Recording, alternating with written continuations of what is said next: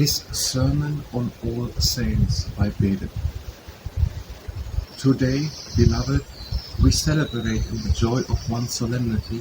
the festival of all saints, in whose companionship the heaven exults, in whose guardianship the earth rejoices, by whose triumphs the Holy Church is crowned, whose confession, as braver in its passion, is also brighter in its honor, because by the battle increased, the glory of them that fought in it was also augmented. And the triumph of martyrdom is adorned with the manifold kind of its torments, because the more severe the pangs, the more illustrious also were the rewards. When our mother, the Catholic Church, was taught by her pale Jesus Christ not to fear contumely, affliction, death, and mourn, was strengthened not by resistance but by endurance, in spite all of that illustrious number who suffered imprisonment or torture with one and equal ardor to fight the battle for triumphal glory. Our truly blessed Mother Church, so illuminated by the honor of a divine condescension, so adorned by the glorious blood of triumphant martyrs, so decked with the inviolate confession of snow-white virginity. Among its flowers neither roses nor lilies are wanting. Endeavor now, beloved, each for yourselves, in each kind of honor to obtain your own dignity, crowns, snow-white for chastity, or purple for passion, and those heavenly camps of peace and war have their own flowers wherewith the soldiers of Christ are crowned. For the ineffable and unbounded goodness of God has provided this all, that the time for labor and for agony should not be extended, not long, not enduring, but short, and, so to speak, momentary. That in this short and little life should be the pain and the labors, that in the life which is eternal should be the crown and the reward of merits. That the labor should quickly come to an end, but that the reward of endurance should remain without end, that after the darkness of this world they should behold with most beautiful light, and should reach a blessedness greater than the bitterness of all passions. As the Apostle beareth witness when he saith, "The sufferings of this present time are not worthy to be compared with the glory that shall be revealed in us."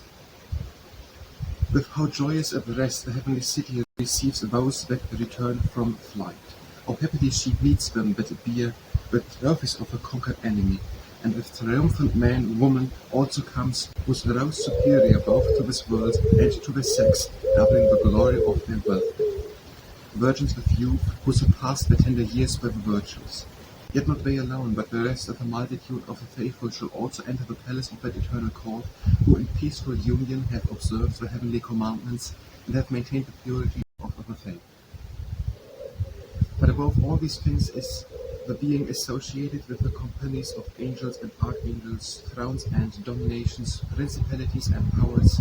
and the enjoyment of the watchers of all the celestial virtues, to behold the squadron of the saints adorned with stars, the patriarchs glittering with faith, the prophets rejoicing in hope, the apostles, who in the 12 tribes of Israel shall judge the whole world, the martyrs decked with the purple diadems of victory, the virgins also with their wreaths of beauty.